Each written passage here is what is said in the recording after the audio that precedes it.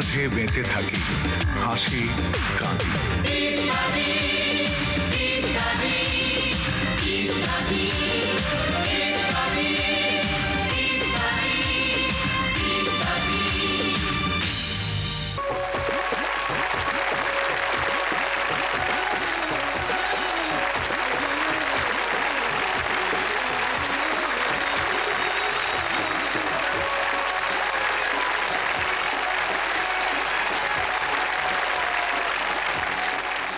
এই মুহূর্তে সোনাকান্দা দুর্গের ভেতর এই উন্মুক্ত স্থানে যারা বসে আছেন এবং এর বাইরে টিভি সেটের সামনে যে যেখানে যে অবস্থায় এই অনুষ্ঠান দেখছেন, সবাইকে জানাচ্ছি সাদর সম্ভাষণ।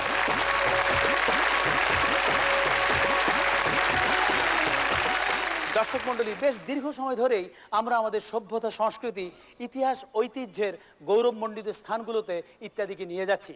উদ্দেশ্য একটাই, নিজেকে জানা, নিজের শেকড়ের অনুসন্ধান করা।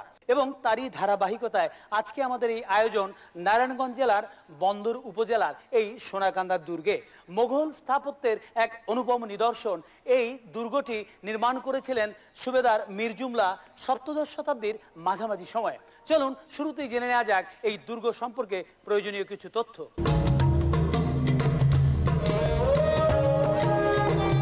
বাংলাদেশের প্রধান নদীবন্দর এবং শিল্প নগরী হিসেবে পরিচিত নারায়ণগঞ্জ শহরটি রাজধানী ঢাকার অদূরে শীতলক্ষ্যা নদীর তীরে অবস্থিত। প্রাচ্যের ডান্ডি হিসেবে খ্যাত নারায়ণগঞ্জ প্রধানত বয়ন শিল্পের পীঠস্থান রূপে পাট ও বস্ত্রশিল্পের জন্য পরিচিত। 1882 সালে মহকুমা হিসেবে প্রতিষ্ঠার 102 বছর পরে 1984 সালে নারায়ণগঞ্জ জেলা শহরের মর্যাদা লাভ করে। প্রাচীন বাংলার রাজধানী হিসেবে পরিচিত সোনারগাঁ এই নারায়ণগঞ্জ জেলাতেই অবস্থিত। আমাদের শিল্প, সংস্কৃতি, ইতিহাস, ঐতিহ্যের সঙ্গে মিশে আছে নারায়ণগঞ্জের বহু গুরুত্বপূর্ণ স্থাপনা। মোগল, বারোভূঁইয়া, ব্রিটিশ আমলে গড়ে ওঠা বিভিন্ন স্থাপনার মধ্যে সোনারগাঁ, পানামনগর, হাজীগঞ্জ ও সোনাকান্দা দুর্গ সহ বিবি মরিয়মের মসজিদ এবং কদম রসুল মসজিদ বিখ্যাত। মোগল স্থাপত্যের এক অনুপম নিদর্শন নারায়ণগঞ্জের ঐতিহ্যবাহী হাজীগঞ্জ ও সোনাকান্দা দুর্গ। সোনাকান্দা দুর্গটি নির্মাণের কোনো সঠিক সন ও তারিখ পাওয়া না গেলেও 1591 থেকে 1663 খ্রিস্টাব্দের মধ্যে বাংলার সুবেদার মীর জুমলার সময় দুর্গটি নির্মিত হয় বলে অনুমান করা হয়। সোনারগাঁ বাংলার রাজধানী হওয়ার পর এই দুর্গ দুটি নির্মিত হয়। হাজীগঞ্জ দুর্গটির অবস্থান নারায়ণগঞ্জ শহরের উত্তর পূর্ব দিকে হাজীগঞ্জ এলাকায়। সেকালে সামরিক কৌশলের দিক থেকে দুর্গটি ছিল অত্যন্ত গুরুত্বপূর্ণ। অর্ধবৃত্তাকারে নির্মিত দুর্গের কোণগুলোতে কামান বসানোর জন্য বুরুজ নির্মাণ করা হয়েছিল এবং সেগুলো মোটামুটি এখনো টিকে আছে। আর সোনাকান্দা দুর্গটি নারায়ণগঞ্জ শহরের পূর্বে শীতলক্ষ্যা নদীর তীরে বন্দর থানার সোনাকান্দা গ্রামে অবস্থিত।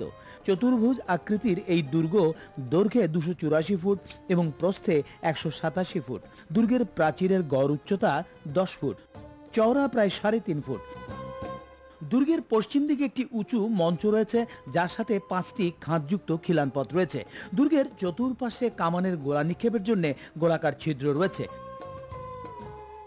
আরাকান ও পর্তুগিজ জলদস্যুদের আক্রমণ প্রতিহত করার জন্য সে সময় মোগল সুবেদার এসব দুর্গ নির্মাণ করেন। রাজধানী প্রতিরক্ষায়ও এসব দুর্গের অবদান ছিল উল্লেখযোগ্য। যানজটের জটিল জটে আটকা পড়লে কি অবস্থা হয় তা ভুক্তভোগী মাত্রই জানেন। যানজট নিয়ে বলার গতি বাড়লেও চলার গতি বাড়েনি। ঢাকা শহরের দুঃসহ যানজটে যান বাঁচিয়ে জ্যামে জমে না থেকে লাল আলো, সবুজ আলোর অবুজ নিয়ন্ত্রণের প্রতীক্ষায় নানা জনের নানা মন্তব্যে কান না দিয়েও আমরা পৌঁছে যেতে পারি গন্তব্যে। ঢাকা শহরের এই অচল চালচিত্রে চলমান চরিত্রগুলোর চলন এবং চালনার চলতি চিত্রটি একটু দেখি। হাটাগাড়ি হাটাগাড়ি হাটাগাড়ি সামনে বাংলা মোটর শাহবাগ হাইকোর্ট মোড়, আসেন আসেন বাংলা মোটর মূলক হাঁটার মাধ্যমে আমাদের সঙ্গী হন, যানজট মুক্ত পরিবেশে গন্তব্যে পৌঁছান। আসেন ভাই আসেন, আমরা এখনই যাত্রা শুরু করব। এক্সকিউজ মি, আমি কাশিম টিভি থেকে এসেছি। আমরা এখানে দেখতে পাচ্ছি হাঁটা গাড়ি, বিনোদনমূলক হাঁটা। আমরা বহু ধরনের গাড়ির কথা শুনেছি, কিন্তু হাঁটা গাড়ি কখনো শুনিনি। একটু বলবেন কি? জি অবশ্যই, আপনাকে অনেক ধন্যবাদ। আসলে এই যানজটের শহরে যানজট মুক্ত পরিবেশে আপনাকে আপনার রুচি অনুযায়ী সঙ্গতি দিতে আমরা বিনোদনমূলক হাঁটার মাধ্যমে আপনাকে আপনার গন্তব্যে পৌঁছাইয়ে দেবো। সেটা কিরকম? এই যে দেখিয়ে দিচ্ছি। আসলে এখানে আমাদের কিছু কর্মচারী রয়েছে, এই যে দেখেন, এদের কাজ হলো আপনাদেরকে মনোরঞ্জন করা। এই যে যানজট মুক্ত পথে চলার আছে, এখানে রাজনৈতিক আছে, যে হারমোনিয়াম আছে, তবলা আছে, আর হাঁটার পথে যাতে আপনার বোরিং না লাগে সেজন্য আছে আমাদের এই যে সদালাতি ভাই। ওনার কাজটা কি? এই যে উনাকে জিজ্ঞেস করুন। এই যে আপনার কাজ আমি আপনার পছন্দ অনুযায়ী আলাপ করব এবং আপনি যা বলবেন আমি তাই শুনবো। আর আপনি ভাইয়া? দেখতেই তো পাচ্ছেন আমি রসিকজন। আপনি যদি হাসতে চান তাহলে আমি আপনাকে কৌতুক শোনাইয়া হাসাইতে হাসাইতে নিয়ে যাবো। আচ্ছা আচ্ছা, এখানে দেখছি একজনের গলায় লেখা রয়েছে রাজনৈতিক আলাপ, কিন্তু রাজনৈতিক আলাপ তো চলার পথে বিপজ্জনক, কারণ আপনার কর্মচারীর রাজনৈতিক মতাদর্শ যদি চলার পথের যাত্রীর মতাদর্শের সাথে না মেলে তাহলে তো বিপদ ঘটে যেতে পারে। আরে সে চিন্তা আমাদেরও আছে। এই রাজনীতি হলো সুবিধাবাদী রাজনীতি। এই ডিটেলস বলে দেন না। অর্থাৎ আপনার যেই রকম রাজনীতির আলাপ পছন্দ হবে আপনার সঙ্গে আমি সেই রকম রাজনীতি আলাপ করব। আবার আপনি যদি বিপরীত মত চান এবং তর্ক করতে করতে যেতে চান তাহলে সেই ব্যবস্থা আমি করব। অর্থাৎ আপনি তারা যেমন নাচাবেন সে সেভাবে নাচবে। উস্তাদ স্টার্ট করেন, হাউসফুল। হয়ে গেছে ভাই, আমাদের এখন যাইতে হইব। কোটা পুরো হয়ে গেছে বুঝছেন। চলেন যাইতে যাইতে কথা বলি। ভাই রেডি অন, রেডি অন। তা আপনার ব্যবসা কেমন চলছে? দুর্দান্ত। শুনেন, মানুষ তো সময়মতো গন্তব্যে পৌঁছাতে চায়, চলার পথে নিরাপত্তা চায়। হ্যাঁ, আমার এই পদ্ধতিতে সেটা পাবে। যেমন ধরেন এখানে অ্যাক্সিডেন্টের কোনো ভয় নাই, মলম পাটির ভয় নাই, ছিনতাইকারীর ভয় নাই এবং যানজটে আটকে থাকার কোনো চিন্তা নাই। ঠিক আছে? আর উপকারে আসেন এই মনে করেন হাঁটার কারণে শরীরে নানান উপকার আসে। কিন্তু যারা হাঁটতে পারে না বা অসুস্থ তাদের জন্য? হ্যাঁ আছে, ওই যে দেখেন ওদের জন্য বাঁক আছে। দেখছেন, এই যে দুইজনে বহন করে লয়ে যাবো। আপনি বইও যাইতে পারেন, শুয়েও যাইতে পারেন। না, কিন্তু এটা তো কোনো স্থায়ী সমাধান হলো না। সময় কথা বলে, তবে এখনকার জন্য এটাই বেস্ট সলিউশন। চলাচলের এই সলিউশনে আর যাই থাক, পলিউশন নেই, তবে সব বিষয়েই এটাই বেস্ট বা লেটেস্ট তার টেস্ট না করে বলা কিন্তু কঠিন, কারণ সব কিছুর পরেও একটা নেক্সট থাকে। ওই মালগুলো রেডি করো। স্যার কি কি লাগবে কোন লিস্টটা দিয়ে যান। আপনি কোন দুনিয়া আছেন? এখন কি লিস্টের যুগ আছে নি? এটা লেটেস্ট ব্যবস্থা বাইরে গেছে না। এই যে আমি বাসা থেকে আনার সময় বউরে কইলাম কি কি লাগবে চিন্তা কইরা আমারে এসএমএস করে দিও। বউ ঠিকই মনে করে করে সবকিছু এসএমএস করে দিয়েছে। এই যে দেখেন, লেখেন লেখেন। চাল 10 কেজি, 10 কেজি চাই, আলু 2 কেজি, পেঁয়াজ 2 কেজি। 2 কেজি পেঁয়াজ। খারান আপনি কাজ করেন, আপনি আমারে ফরওয়ার্ড করে দেন, আমি মাল্টি প্যাকিং করি, আপনি মাছ তরকারি লয়ে আহেন। আরে ভাই ফরওয়ার্ড করলে তো তোমার ঘরে বসে আমি এসএমএস পাঠাইতে পারতাম। ভাই নিজের জিনিস নিজে কিনুম, এটা দেখে শুনে লইতে হয় না? ভালো মন্দ এটা ব্যাপার রয়ে গেছে না? হ ঠিকই আছে কোন, আমিও মোবাইলে লেখা রাখি, হিসাবটা করতে সুবিধা হইব, তারপর আপনাকে ফরওয়ার্ড করে দেবো, আপনারটা লগে মিলিয়ে লইবেন। বাজার থেকে সোজা কক্সবাজার যাওয়া যায় ইত্যাদিতে লেখা জনৈক পত্রলেখিকার একটি চিঠি পড়ে মনে পড়ে গেল 2004 সালে এই কক্সবাজারের হিমছড়িকে নিয়ে চিত্রায়িত একটি বিদ্রুপাত্মক গানের কথা।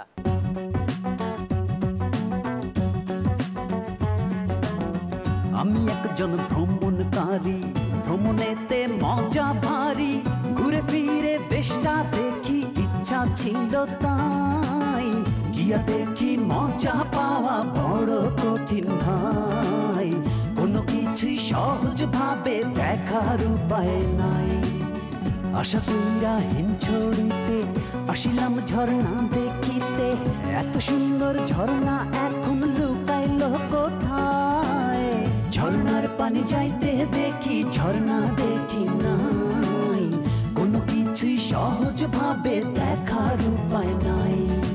গানটি শুনে বুঝতে পারছেন হিমছড়ির তখনকার ব্যবস্থাপনা নিয়েও আমরা খুশি হতে পারিনি, তবে এই লেখিকার চিঠি পেয়ে হিমছড়িতে গিয়ে এর যে চিত্র আমরা দেখেছি তা এই চিঠির বক্তব্যের সঙ্গে মিলিয়ে দেখলেই বোঝা যাবে এখনকার হিমছড়ির অবস্থা বা ব্যবস্থাপনা কেমন। হিমছড়ির বর্তমান রূপ বর্ণনা করে ঢাকার মালিবাগের ইয়াসমিন আক্তার লিখেছেন, ঈদে বেড়াতে গিয়ে হিমছড়ির যে চিত্র দেখলাম তাতে ভাবতেও অবাক লাগে আমাদের দেশে পর্যটকদের জন্য প্রধান আকর্ষণীয় স্থান কক্সবাজারের এ হাল কেন। হিমছড়ির বর্তমান চিত্র দেখলেই বুঝবেন দিনে দিনে সবকিছুর উন্নতি হলেও কক্সবাজারের এসব স্থানের উন্নতি হয়েছে না অবনতি হয়েছে। জানা যায় এই স্থানটি নাকি ইজারা দেওয়া হয়েছে, তাই টিকিট কেটে ভিতরে প্রবেশ করতে হয়। বাইরে থেকে যাতে কেউ ঝর্ণা দেখতে না পারে সেজন্য পর্দা টানিয়ে দেওয়া হয়েছে।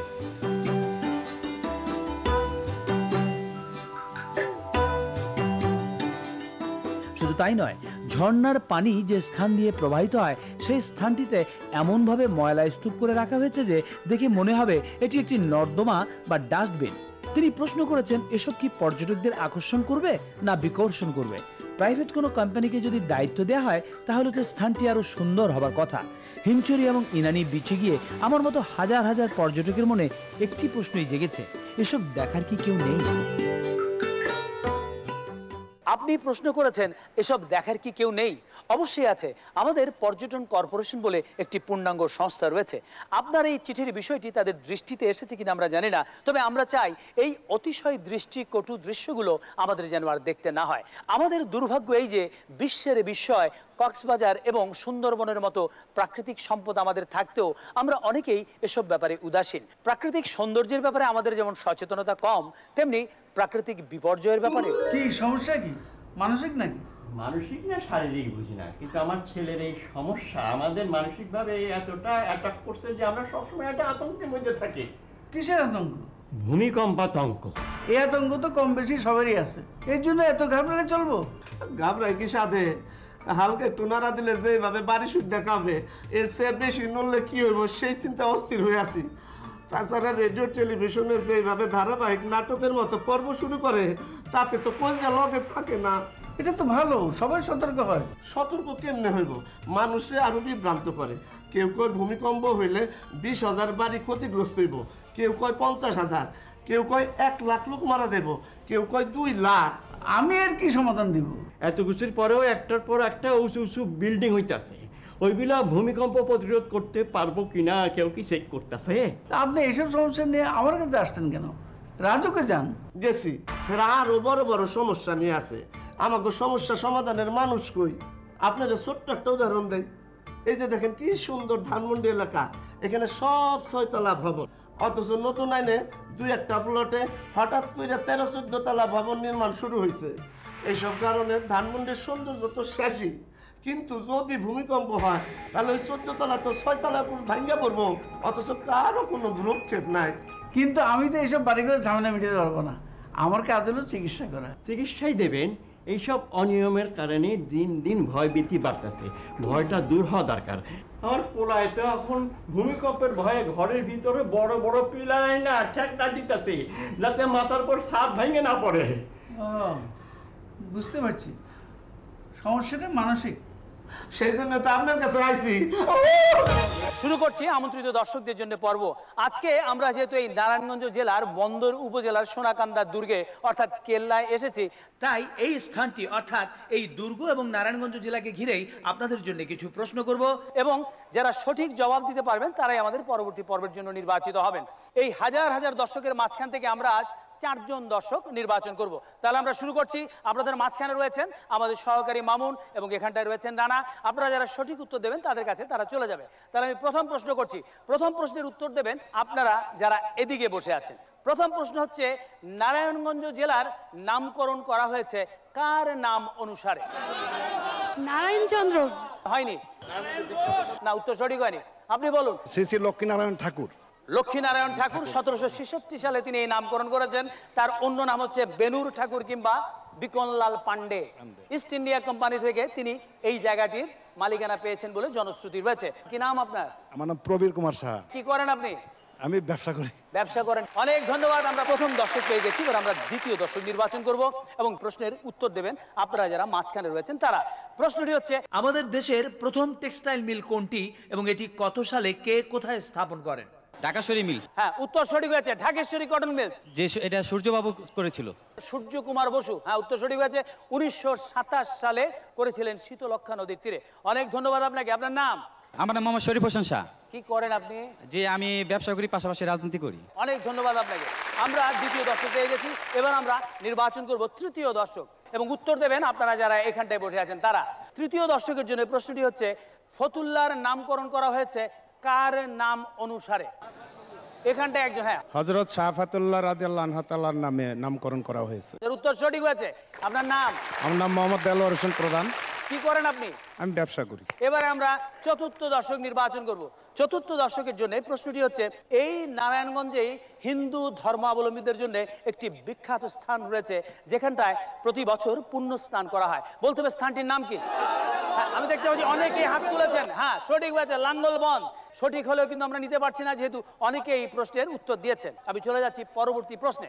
পরবর্তী প্রশ্ন, নারায়ণগঞ্জের ঐতিহ্যবাহী সরকারি তোলারাম কলেজ কত সালে প্রতিষ্ঠিত হয়েছে? 1956। হয়নি, হয়নি, হয়নি। এখানে একজন বললেন 47, হয়নি। এখানে একজন 1937 সালে। উত্তর সঠিক হয়েছে আপনার, 1937। অনেক ধন্যবাদ। আপনার নাম? বাবলু কান্তি দে। কি করেন আপনি? আমি ছাত্র, সিদ্ধেশ্বর ইউনিভার্সিটি কলেজ থেকে অনার্স ফাইনালের পরীক্ষা দিই। অনেক ধন্যবাদ আপনাকে, তার জন্য করতালি। আমরা 4 জন দর্শক পেয়ে গেছি, এবারে চলে আসুন, আপনারা মঞ্চে চলে আসুন, তাদের জন্য করতালি।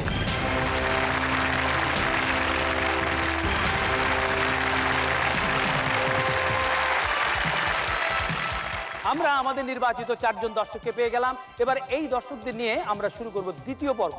দ্বিতীয় পর্বেও আপনাদের জন্য রয়েছে প্রশ্ন এবং উত্তর। তবে সেই প্রশ্ন এবং উত্তর জানার জন্য আমরা একটি গান শুনবো। আর এই গানটি গাইবার জন্য আজকে আমরা এখানে আমন্ত্রণ জানিয়েছি আপনাদের এই নারায়ণগঞ্জের কৃতি সন্তান, জনপ্রিয় চিত্রনায়িকা, গায়িকা, উপস্থাপিকা পারভিন সুলতানা দিদিকে। আসছে পারভিন সুলতানা দিদি।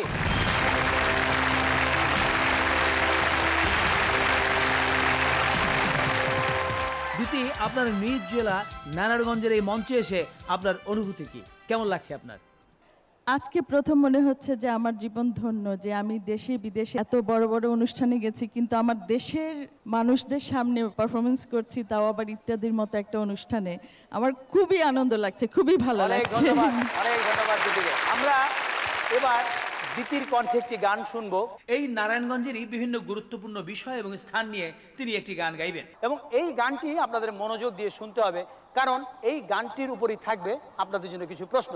যিনি বিজয়ী হবেন তার জন্য থাকবে যথারীতি এই কম্পিউটার। তাহলে আমরা শুরু করছি।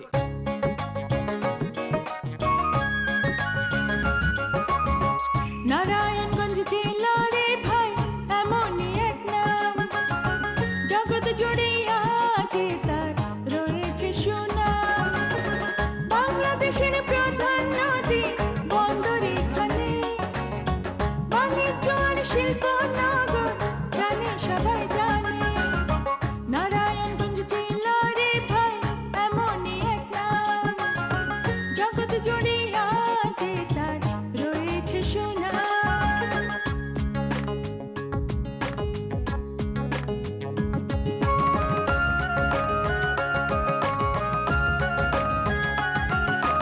মুসলিম এবং হুঁশিয়ারি জামদানি তার গর্ব, শত বছর পরেও সুনাম হয়নি মোটেও খর্ব।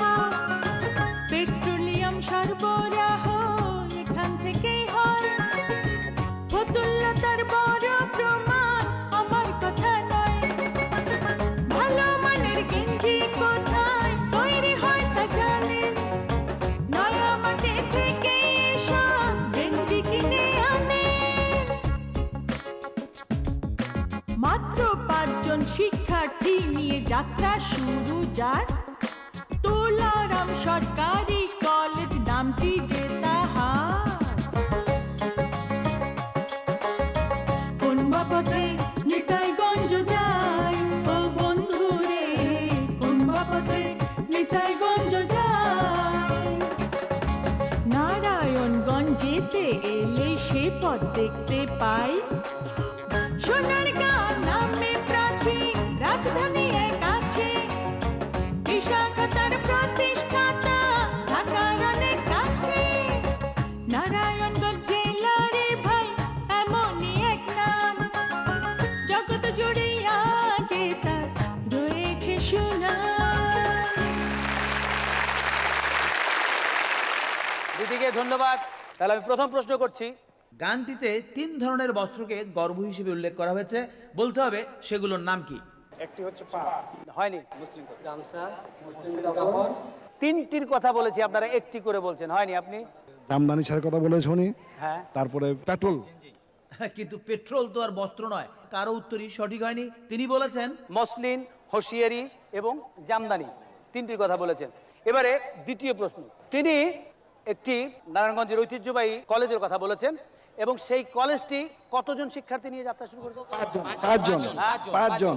এটা আমরা বাদ দিচ্ছি যেহেতু 3 জনই একসঙ্গে বলেছেন। পরবর্তী প্রশ্ন। গানটিতে নারায়ণগঞ্জকে কিসের নগরী হিসেবে উল্লেখ করা হয়েছে? আর মেনলি শিল্পনগরী বলেছেন, আর হলো সোনারগাঁয়ের সেই বিখ্যাত রাজধানীর নাম হয়নি। তিনি বলেছেন বাণিজ্য নগরী, শিল্পনগরী এবং প্রধান নদী বন্দরের স্থান। 3টি কথা বলেছেন। আমরা দেখলাম কেউই সম্পূর্ণভাবে সবগুলো প্রশ্নের উত্তর দিতে পারলেন না। এবারে শেষ প্রশ্ন এবং শেষ পরীক্ষা।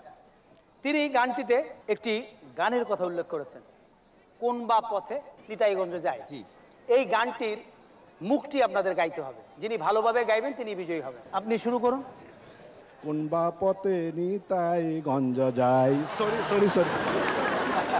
উনি নিজেই দুঃখ প্রকাশ করেছেন। তবে আমরা দুঃখ প্রকাশ করতে পারছি না, কারণ বাকিদের গান এখনো শোনা হয়নি। এবারে আপনি আসুন, হ্যাঁ সামনে চলে আসুন। কোনবা গুঞ্জে নিতাই গুঞ্জে যায় ও দুলাভাই, কোনবা গুঞ্জে নিতাই গুঞ্জে যায়।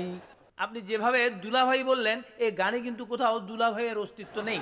তারপরে কিন্তু আপনি এক লাইন গিয়েছেন, আগের লাইনগুলো গাননি। যতটুকু আমি এটা জানি আর কি। আচ্ছা, এইটুকুই জানেন। ওকে, অনেক ধন্যবাদ। এবার আমরা আপনার গান শুনবো।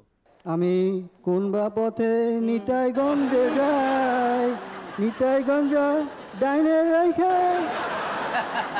নিতাইগঞ্জ ডানে নয়, আপনাকে ডানে রেখে আপনার বায়ের দর্শকের গান এবার আমরা শুনবো। দেখা যাক তিনি কি করেন। ঘুমিয়েছিলাম, ছিলাম ভালো, ঘুমিয়েছিলাম, ঘুমিয়েছিলাম, ছিলাম ভালো, জেগে দেখি বেলা নাই, বেলা নাই।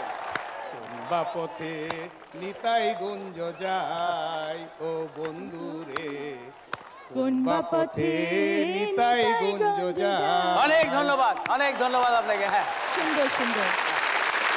ফলাফলে দেখা যাচ্ছে এই চারজনের মধ্যে যথার্থভাবে মুক্তি গিয়েছেন মোহাম্মদ দেলবার হোসেন। সুতরাং তিনি আজকের কম্পিউটার বিজয়ী। তার জন্য করতালি। এবং আপনারা যারা রয়েছেন, আপনাদেরও নিরাশ হওয়ার কোনো কারণ নেই। আপনাদের জন্য রয়েছে আমাদের কাছে সবসময়কার জন্য মহামূল্যবান পুরস্কার বই, রয়েছে কেয়ার গিফট সামগ্রী এবং রয়েছে পরিবেশ বন্ধু গাছ। এই পর্বে অংশগ্রহণ করার জন্য আপনাদের অনেক অনেক ধন্যবাদ, এবং ধন্যবাদ দিতিকেও এই পর্বে সময় দেওয়ার জন্য। অনেক অনেক ধন্যবাদ। এবার দিতি আপনাকে কম্পিউটারটি তুলে দেবেন। আসুন আপনি।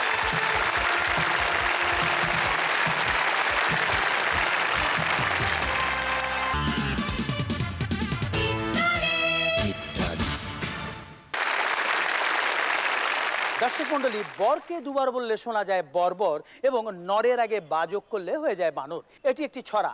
এর অর্থ হলো শব্দটি যা তার সঙ্গে অকারণ কিছু যোগ করার রোগে ধরলে দুর্ভোগের আশঙ্কা থাকে, এবং সেই অকারণ যোগের কারণ যদি অনুকরণের চরণ ধরে আসে, তবে তার ধরন কি হয় দেখুন। গ্লাসটা ভাঙা গেল। গ্লাস ভেঙেছে দেখে মনে হয় তুই খুব খুশি হয়েছিস। জিনা খালাম্মা, তাহলে ওয়াও বলে চিৎকার করে উঠলি কেন? গ্লাস ভাঙার সঙ্গে ওয়াও এর সম্পর্ক কি? হ্যাঁ, কোথা থেকে এসব শিখেছিস?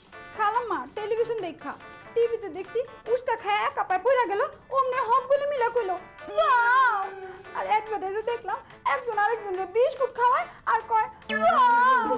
এইদিন নাটকে দেখলাম একজনের চা দিতে গিয়া কাপটা পড়ে গেছে, অমনে খালাই কইলো ওয়াও। হেল লাগে তো গ্লাস ভাঙা ডরে ওয়াও কইরা সিক্কর মেরে উঠছি। চুপ কর। এই ওয়াও এবং মিয়াওয়ের মধ্যে তেমন কোনো পার্থক্য না থাকলেও একটি হচ্ছে বিড়ালের স্বভাবগত ডাক, অন্যটি হচ্ছে স্বভাবের অভাবগত অনুকারীদের হাঁক। স্বভাবের অভাবে এই হাঁকাহাঁকি পাকাপাকিভাবে এমন দৃশ্যের অবতারণাও ঘটাতে পারে। মম, মম, তুমি গেলে কোথায়? মম, এই তোমাকে মম আনতে কে বললো? এতক্ষণ ধরে চিৎকার করছিলা মম মম মম বলে, এলাম মম। আরে বোকা, তোর মাথায় কিচ্ছু নেই। আমি মম আনতে কেন বলবো? আমি তো ডেকেছি মমকে। ইউ নো, মম্মি, মম। বুঝলি? বুঝলাম তো, মমই তো লিয়ে এসেছি, লাও। আবার বলে মম। এই আম্মু বোঝো, আম্মু। মাকে ডেকেছি মা, মা। এইবার বুঝাচ্ছি। এত সুন্দর ডাক থাকতে সব কি নাম ধরে ডাকছিলে? একবার বলো মাম্মা, একবার বলো মাম্মি, আর একবার বলো মম। আরে আমরা একটা ডাক দিই, একটা ডাক। সেটা কি জানো? মা। মারে, সে ডাক শুনলে কলজাটা জুড়ায় যায়। সেই ডাক ডাকতে শিখো, বুঝেছো? মায়ের সঙ্গে মাটি এবং মাটির সঙ্গে গ্রামের সম্পর্ক খুবই নিবিড়। তাই এই গ্রামে গেলেও অনেকেরই প্রাণ জুড়িয়ে যায়। অনেকের আবার গ্রামে যাওয়ার নাম শুনলেই ঘাম ঝরে। তাদের গ্রাম যাত্রার মাত্রাতিরিক্ত আয়োজনে তাদের প্রিয়জন পর্যন্ত শঙ্কিত হয়ে পড়ে। শোন, আগামী পরশু সকালে আমরা রওনা দিতেছি। গ্রামে আমার ঘরটা ধুইয়া মুইসা রেডি করে রাখবি। কালকেই খাওয়ান দন কিনা ফ্রিজে ঢুকায় রাখবি। কি কি কিনবো? সব ফ্রোজেন জিনিস কিনবি। মাছ, মাংস, চিকেন, ভেজিটেবল, রোল, সিঙ্গারা, সামোসা। মোট কথা 7-8 দিন যেন বয়া শোয়া খাওয়ান। আর 200-300 বোতল পানি কিনে নিস। 1 ডজন করে ফ্রিজে ঢুকাবি, শেষ হলে আবার 1 ডজন ঢুকাবি। ঠিক আছে?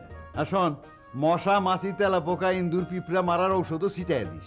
সেই সব ওষুধ তো গতকাল থেকেই দেওয়া শুরু করছি। এত বেশি ছিটাইছি যে ওষুধ খেয়ে 2-3টা মুরগিও মরে গেছে। কষ্ট কি?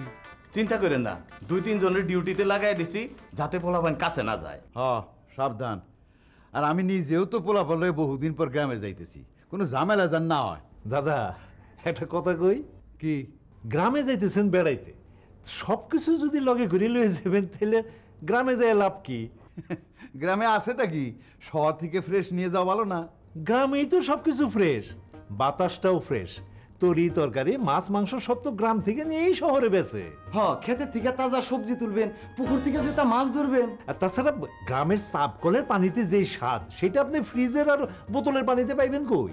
আরে আপনি গ্রামে যাইতেছেন বেড়াইতে, একটু ঘুরে ফিরে বেড়াবেন, ভালো মন্দ খাইবেন, তা না আপনি ওষুধপত্র ছিটাইয়া খাওয়ান দাওয়ান সহ এসি টিভি ফ্রিজ লইয়া এমন ভাবে যাইতেছেন যে মনে হইতেছে আপনি গ্রামে না হাসপাতালের আইসিইউতে ভর্তি হইতে যাইতেছেন। আচ্ছা, এত টেনশন নিয়ে গ্রামে যাওয়ার দরকারটা কি? এই ভদ্রলোক গ্রামে যাক বা না যাক, চলুন আমরা একটু ঘুরে আসি গ্রামের নদীর বাঁকে বাঁকে। আমরা শুনবো এবার একটি মাঝি মাল্লার গান, যে গানটি গ্রামোফোন রেকর্ডে গেয়ে জনপ্রিয় করে তোলেন লোকসঙ্গীত সম্রাট আব্বাসউদ্দিন আহমেদ। সংগৃহীত কথা এই গানটির সুর করেছিলেন কানাইলাল শীল। পরবর্তীতে এই গানটি গেয়েছিলেন আরেকজন অমর শিল্পী আব্দুল আলিম, গেয়েছেন আরো বহু শিল্পী। আজকে আমরা এই গানটি শুনবো এই প্রজন্মের শিল্পী মিলন মাহমুদের কণ্ঠে। মাঝি বাইয়া যা রে,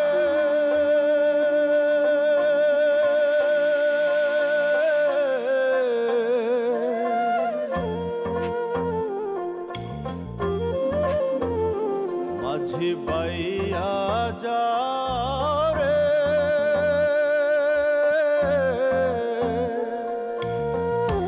অকুল দরিয়ার মাঝে আমার ভাঙা নাও রে, মাঝি বাইয়া যাও রে।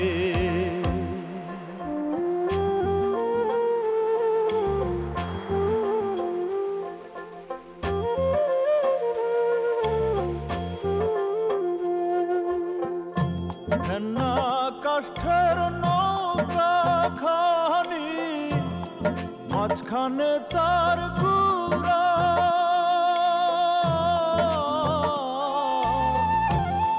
না কাষ্ঠের নৌকা খানি, মাঝখানে তার গুড়া, নৌকার আগার থাইকা পাছায় গেলে, আগার থাইকা পাছায় গেলে, কলুই যাবে থইয়ারে, মাঝি বাইয়া যাও রে।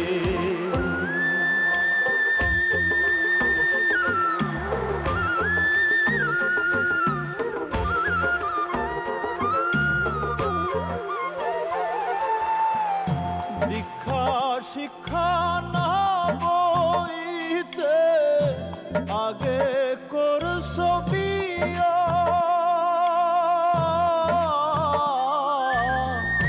দীক্ষা শিক্ষা না বইতে আগে করছ বিয়া, তুমি বিনে খাতে গোলাম হইলে, বিনে খাতে গোলাম হইলে, গাইটের টাকা দিয়া রে, মাঝি বাইয়া যাও রে।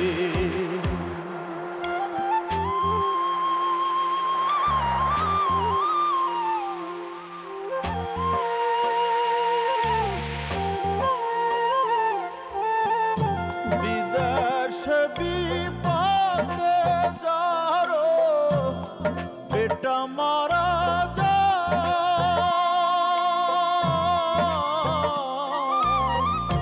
বিদেশ বিপাকে যারো বেটা মারা যায়, পাহাড়া পড়শি না জানিয়ে, পাড়া পড়শি না জানিয়ে, জানে তারো মা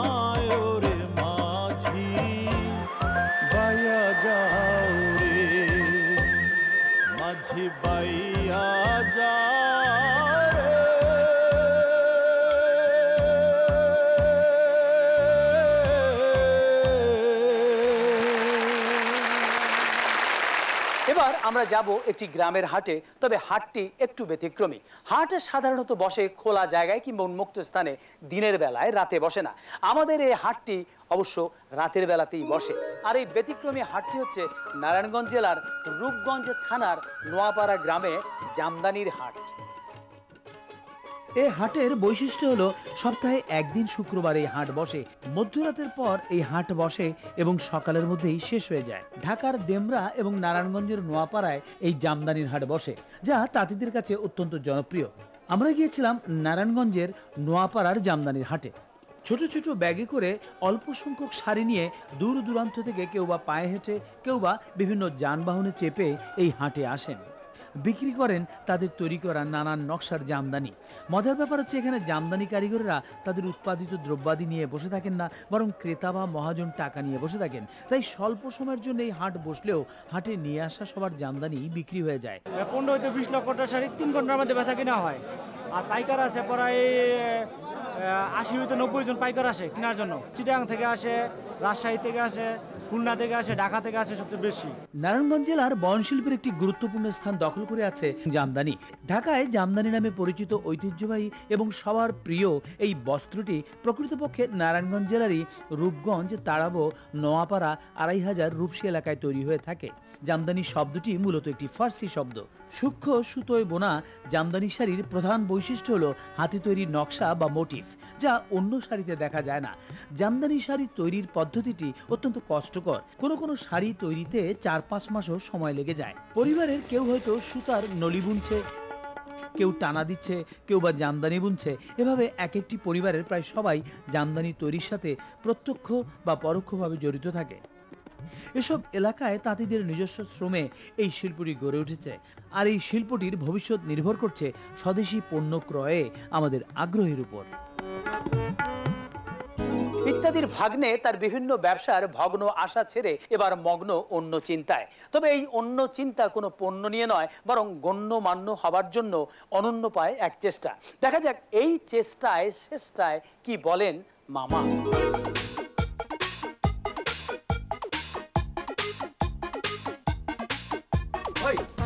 তোরে আমি সারা বাড়ি খুঁজে মরতেছি, তুই ছাদে এসে বসে রইছস। আমি বইসা রইনি, পাইসারি করতেছি। আরে একলা ছাদে পাইসারি করতেছস, ঘটনা কি? মামু, সব বিষয়ের মধ্যে ঘটনা খোঁজার চেষ্টা করো না, আমি এখন খুব সিরিয়াস। তোরে বেশি সিরিয়াস হইতে দেখলে তো আমার সন্দেহ আরো বাড়ে। তা কিসে এত সিরিয়াস? মামু, চিন্তা ভাবনা করতেছি এসব ব্যবসা ট্যাবসার করুন না।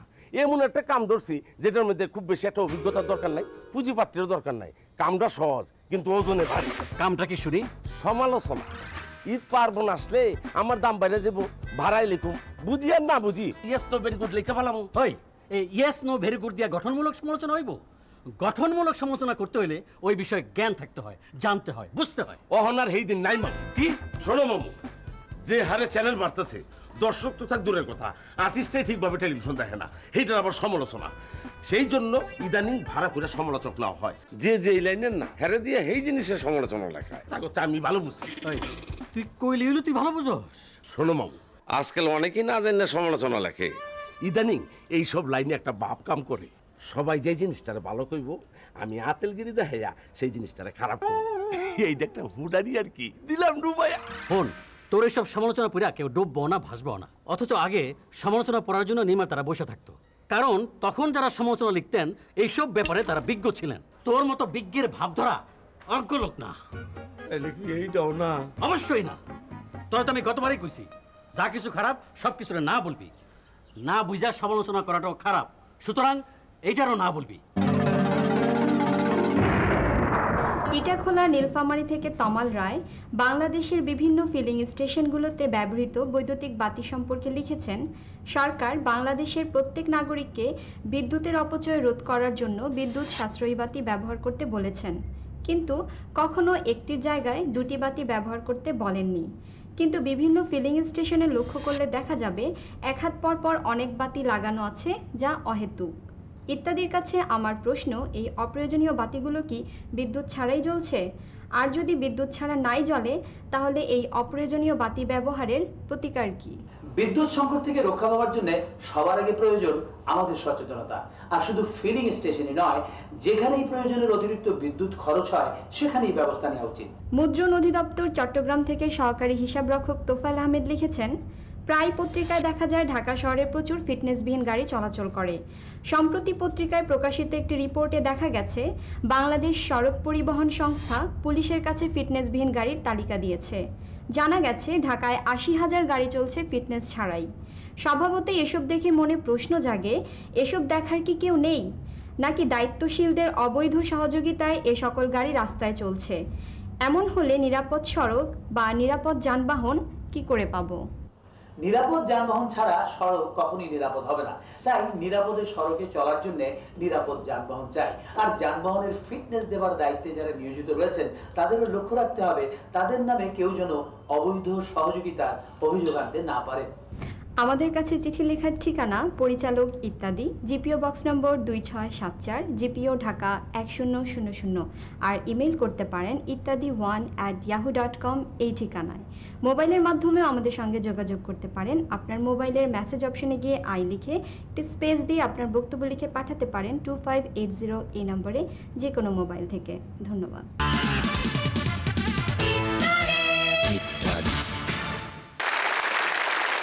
একটি গান শুনেছিলাম, যে গানের প্রথম কয়েকটি পংক্তি ছিল এরকম: সারাক্ষণ যদি রই কারো চোখের তারায়, সহজেই পায় যদি কেউ হাত ইশারায়, সেই পাওয়ায় আর যাই থাক দর রয় না। এই দর বা কদর সম্পর্কে অনেকেরই ধারণা থাকে না। তেমনি অতি প্রদর্শিত এক শিল্পীর দ্বারস্থ হয়েছেন মহল্লার কিছু যুবক। কিন্তু কেন? জি, কাকে চাই? আমরা শিল্পী জরিনা চৌধুরীর সাথে একটু কথা বলতে চাই। আপা জিজ্ঞেস করলে কি বলবো? আপনারা কোথা থেকে আসছেন? বলবেন আমরা ওনার গানের খুব ভক্ত। যান, একটু খবর দেন। আসসালামু আলাইকুম আপা। ওয়ালাইকুম আসসালাম। আপা, আমরা এই এলাকায় থাকি। এলাকার ক্লাবের পক্ষ থেকে আপনার জন্য একটা বড় অ্যামাউন্টের চাঁদা তুলেছি। আমিও তো এই এলাকাতেই থাকি, আপনাদের ক্লাবের জন্য এমনিতেই গান করে দেব, তাতে টাকা লাগবে কেন? বিষয়টা হলো গান গাওয়া নয়, তাহলে গান না গাওয়া। মানে আপা গত ঈদে সব চ্যানেলে আপনার দেখা গেছে, যেই চ্যানেলে গেছি একটা না একটা অনুষ্ঠানে আপনারে পাইছি। কোথাও গান, টক শো, আড্ডা, শিশুদের অনুষ্ঠানে, লাইভ কনসার্ট বা সরাসরি আলাপে সবখানে আপনি আসেনি। আমাদের দুঃখ একটা, এই দর্শকরা মানে আমরা আপনাকে দিকে যে এত বিরক্ত হয় আপনি বুঝতে পারেন না কেন? টেলিভিশন চ্যানেলগুলো আমাকে ডাকলে আমি কি করব? মামা, ওরা তো ডাকবে, ওদের টিভির পর্দা ভরাতে হবে না, ওদের তো আর্টিস্ট লাগবে। সবাইকে তো ডাকে না, আমি পপুলার তাই আমাকে ডাকে। বিষয়টা বুঝে সেটা না, টেলিভিশনের চ্যানেলগুলো বুঝা গেছে আর কাউরে না পাওয়া গেল ডাকলে আপনারে পাওয়া যাবে। এই আপনি হলেন কি আপনি চিংড়ি মাছের মতো, চিংড়ি মাছের সব তরকারিতে খাওয়া যায়, আপনিও তেমনি সব অনুষ্ঠানে পাওয়া যায়। আপনাকে দেখতে দেখতে এত বিরক্ত হয়েছে যে আমরা সবাই মিলে বিশাল আকারে একটা চাঁদা তুলেছি, আপনাকে দেব। প্লিজ আপা, এই কিছুদিনের জন্য অন্তত টেলিভিশনে গান বলতে বন্ধ রাখেন। কিছুদিন অন্তত আপনার হাত থেকে মুক্তি চাই, প্লিজ। ওদিকে এক শিল্পীকে দেখে দেখে ক্লান্ত যুবকেরা কিছুদিনের জন্য হলেও মুক্তি চেয়েছেন শিল্পীর কাছ থেকে।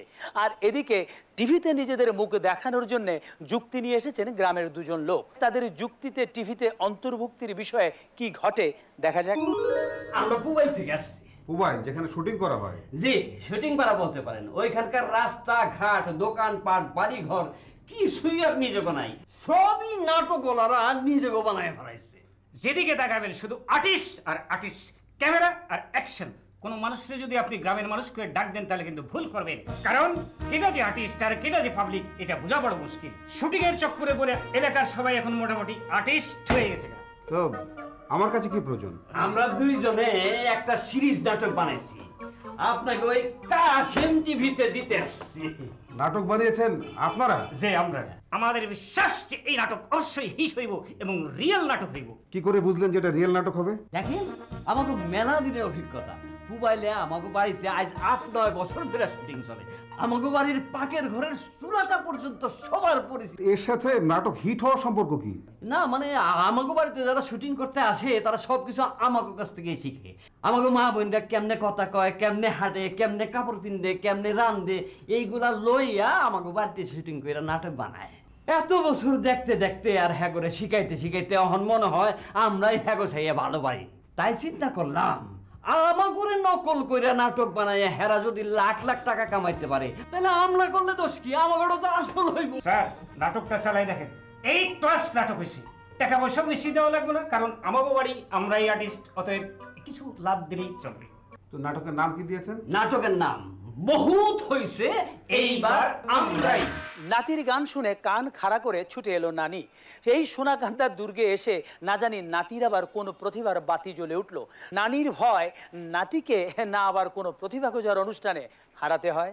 হ্যাপি বার্থডে টু এক lakh Likee happy birthday to happy birthday কিরে নাতি, আজকে তোর জন্মদিন? আমি তো ভুলেই গেছিলাম। হ্যাঁ বুঝলা তো যাই ভাই, ঢাকা শহরে চক্করে পড়ছো না, এইখানে মানুষে মাঝে মধ্যে নিজেই নিজেরা ভুলিয়া যায়, আত্মীয় স্বজন তো দূরের কথা। তা নাতি, তোর এই প্রতিষ্ঠা বার্ষিকীর আনন্দের দিনে একটা কিছু করণ দরকার না? এই তো কি একটা ফেস লাগাইলা, হ্যাঁ আমার আবার প্রতিষ্ঠা বার্ষিকী হইলো কেমনে? আমার তো জন্মদিন, এই হিসাবে জন্মবার্ষিকী কইতে পারো। সেই দিন দেখলাম টেলিভিশনের জন্মদিন হইতাছে। হ্যাঁ টেলিভিশন একটা প্রতিষ্ঠান না? হ্যাঁ। তো সেইটার যদি জন্মদিন হইতে পারে তাহলে মানুষের মানে তোর প্রতিষ্ঠা বার্ষিকী কেন হইতে পারবো না? শোনো, কেউ যদি ভুল করে তাহলে আমারও কি ভুল করতে হইব? তো মজার ব্যাপারটা কি জানো না নি, ওই প্রতিষ্ঠানের প্রতিষ্ঠা বার্ষিকীতে সবাই মিলে কেক আনে, কেক কাটে, কিন্তু ওই প্রতিষ্ঠানে তার মুখ নাই, তাই খাইতে পারে না, পরে সবাই মিলে ওই কেকটা খায়। তো কয়জনে এইসব চ্যানেলের জন্মদিনের কথা মনে রাখে? তোমার মনে আছে? না। হ্যাঁ, কিন্তু আমি টেলিভিশনে দেখছি খালি মনে রাখে না, রাত 12টার সময় বয়স্ক মানুষের না ঘুমাইয়া গিয়া ক্যামেরার সামনে হাজির হয়, আর তুমি নানি হইয়া আমার জন্মদিনের কথাটা মনে রাখতে পারলা না। তাই রে। হ্যাঁ আচ্ছা ঠিক আছে, শোন বলে গেছে গা, এই ল টাকা, তুই যাই 1 কেজি মিষ্টি লই ধর। তো নানি কোন ধরনের মিষ্টি আনো? মিষ্টি তো মিষ্টি, এটা আবার কোন ধরনের কি? আরে কথাটা ঠিক না, মেলা রকম মিষ্টি আছে, এই যেমন রসগোল্লা, চমচম, সন্দেশ, রাজভোগ, মোহনভোগ, লাড্ডু, পেয়ারা, রসমালাই সবই কিন্তু মিষ্টি। আবার চিনি, গুড় এটিও কিন্তু মিষ্টি। তুমি আমারে কইয়া দাও যে কোন জাতীয় মিষ্টিটা আনো। ওই দে টাকা দে, তোর মিষ্টি আনো লাগবে না, যা। আমার হাঁটুর সমান বয়স, খালি সারাক্ষণ পটার পটার করতেই থাকোস। এই তো একটা ভুল কথা কইলা, তোমার বয়স আর তোমার হাঁটুর বয়স কি আলাদা? হ্যাঁ, তোমার হাঁটুর বয়স তো তোমার সমান হয় নাকি? শুনো নানি, আজকে আমার এই জন্মবার্ষিকীতে গালি দিও না। কষ্ট পাইতেছস? আচ্ছা নাতি, আর কষ্ট পাইস না। হ্যাঁ এই ল টাকা, তোর মন পছন্দ মতন মিষ্টি নিয়ে আইগা, যা। আচ্ছা ঠিক আছে, গেলাম। এই শোন, চোখ কান খোলা রেখে যাস কিন্তু। আয় হায়, এটা আবার কি কইলা? ঠিকই তো কইছি, চোখ কান খোলা রেখে যাবি, রাস্তাঘাটের তো কোনো বিশ্বাস নাই। হ্যাঁ কথাটা ঠিক না, চোখ নাইলে বন্ধ হইবার পারে, কান তো আর বন্ধ হয় না, কান তো সবসময় খোলাই থাকে। আচ্ছা ঠিক আছে বাবা, চোখ খোলা রেখে যাস, ঠিক আছে? ঠিক আছে। যা, এই সকাল সকালে আসিস। হায় হায়, এইটা আবার কি কইলা? কে আবার কি ভুল কইলাম? ওই যে কইলা সকালে আইতে, তাহলে রাইতে তো অন্য কোনো আনে থাউন লাগবে। ওই ওই আমি কি তোর অন্য কোনো জায়গায় থেকে সকালে আইতে কইছি? আমি তোরে কইছি সকাল সকালে আসতে, মানে তাড়াতাড়ি আসতে কইছি, বুঝছস? আচ্ছা বুঝলাম, এই তো লাইনে আইছো, তাড়াতাড়ি কথাটা কইলে তার এত পেছাল পারেন লাগে না। গেলাম আমি। হ্যাঁ যা। আচ্ছা দর্শক মণ্ডলী, আমরা এবার একটি গান শুনবো, আর এই গানটি গাইবেন আপনাদের অত্যন্ত প্রিয় একজন শিল্পী আজম খান।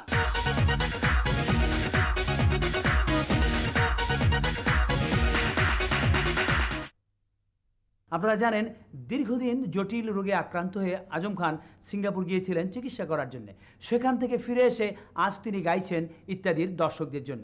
আমরা এবার আজম খানের কাছে জানতে চাইব, দর্শকদের উদ্দেশ্যে আপনার কিছু বলার আছে কি? আপনাদের সকলের সহযোগিতায় আমি চিকিৎসার জন্য সিঙ্গাপুর গিয়েছিলাম, ফিরে এসে আপনাদের প্রিয় অনুষ্ঠান ইত্যাদির জন্য গান করলাম।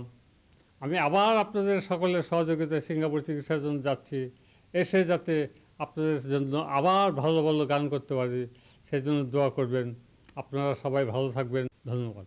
আমাদেরও কামনা তাই তিনি এবারে সম্পূর্ণ সুস্থ হয়ে ফিরে এসে আবারও দর্শকদের জন্য গাইবেন। দর্শক মণ্ডলী, আমরা এবার আজম খানের যে গানটি শুনবো তার কথা লিখেছেন এবং সুর করেছেন আবুল খায়ের এবং সঙ্গীত আয়োজন করেছেন মনিজামান। চলুন আর কথা না বেরিয়ে শোনা যাক আজম খানের গান।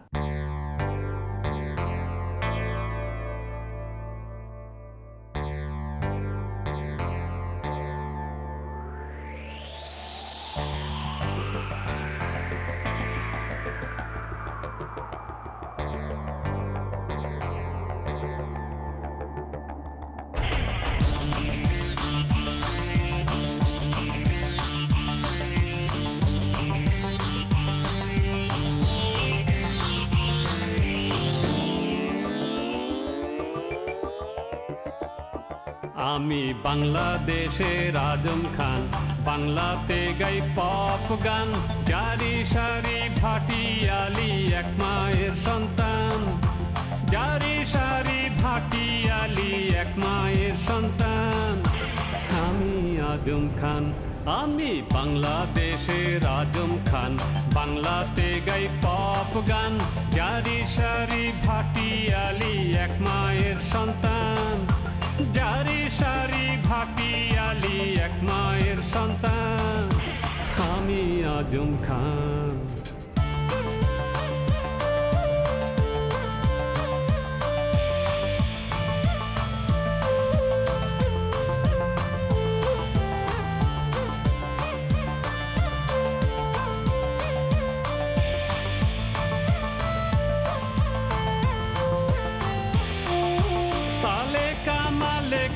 ওরা হইছে এখন বুড়ি, গুলশানেতে করছে বাড়ি, টাকা কারি কারে।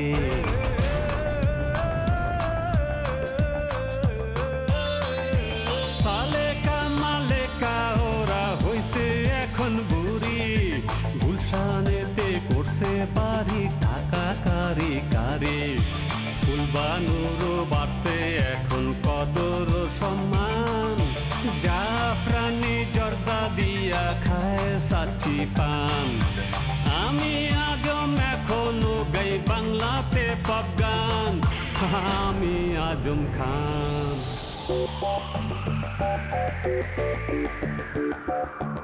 ওরে সালেকা ওরে মালেকা ওরে সালেকা,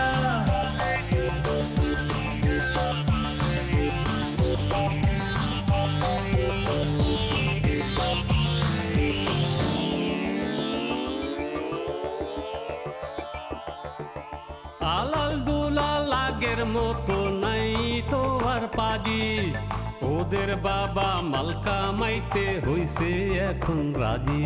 আলাল কই দুলাল কই, আলাল দুলাল আগের মতো নাই তো আর পাজি, ওদের বাবা মালকা মাইতে হইছে এখন রাজি। আলাল দুলাল ব্যবসা করে সিঙ্গাপুর গিয়া, হাজি চান গাড়ি হ্যাকান সাইকেল ছাড়িয়া।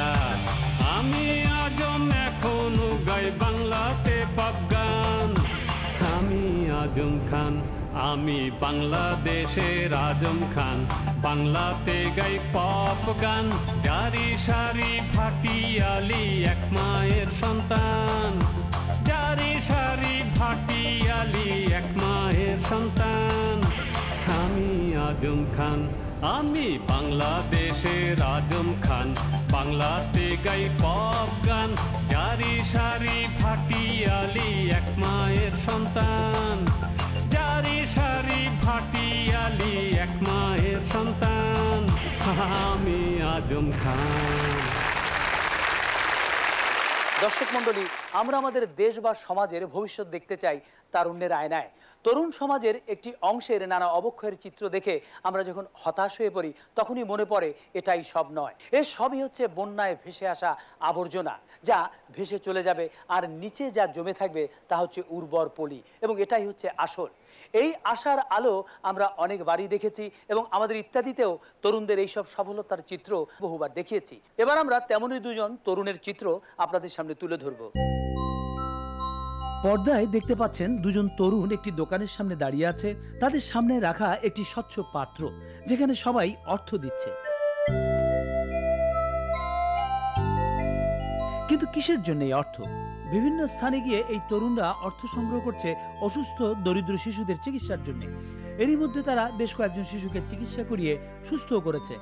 পর্দায় যে শিশুটিকে দেখতে পাচ্ছেন তার নাম জাহিদ, বয়স 8 বছর। জাহিদ ঘাতক ব্যাধি ক্যান্সারে আক্রান্ত।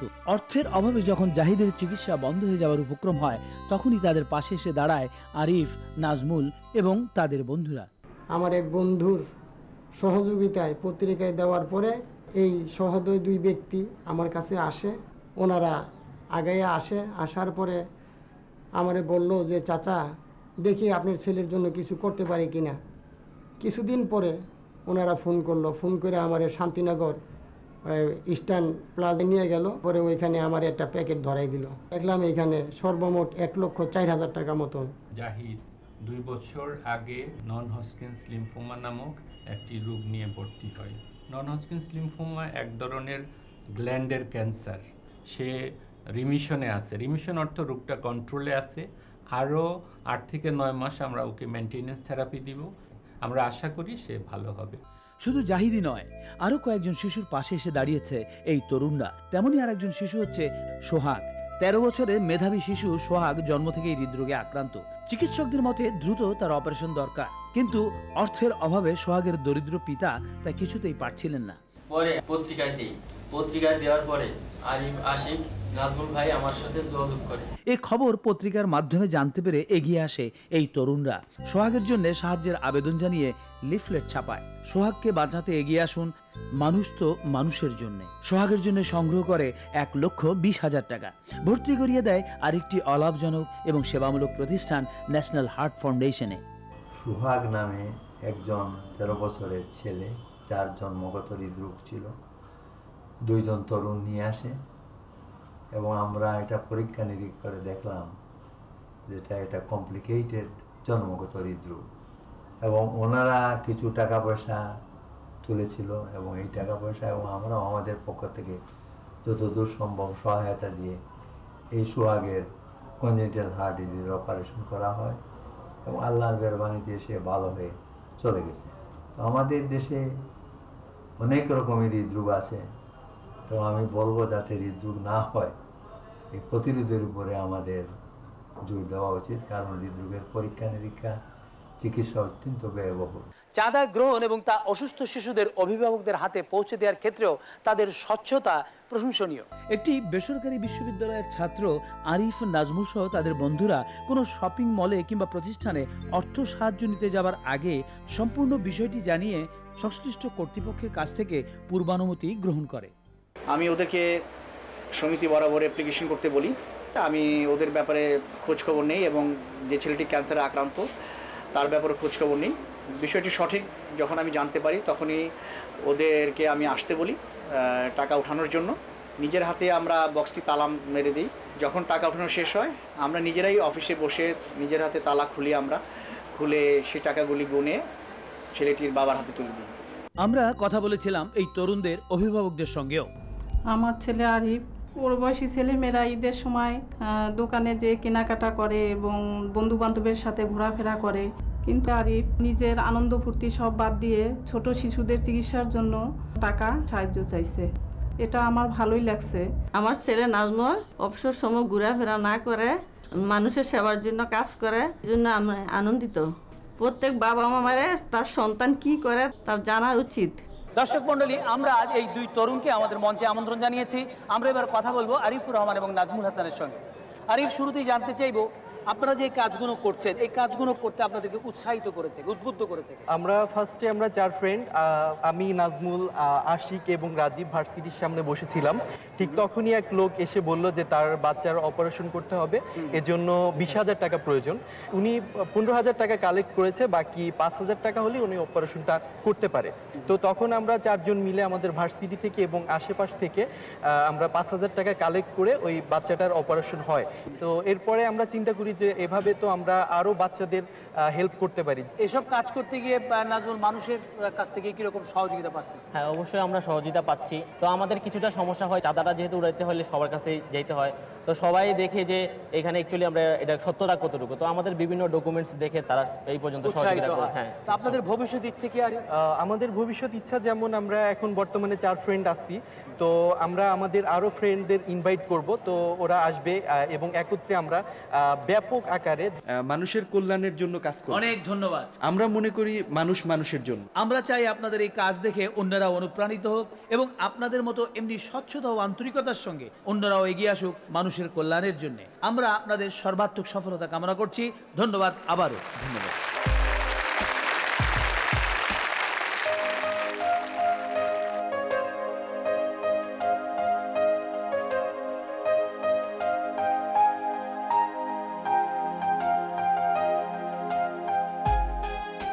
দর্শক মণ্ডলী, একের জন্যে অন্য, সবাই সবার জন্য, সবার মাঝে সবার হয়ে জীবনটা হোক ধন্য। এই কামনায় শেষ করছি আমাদের আজকের ইত্যাদি। খোদা হাফেজ।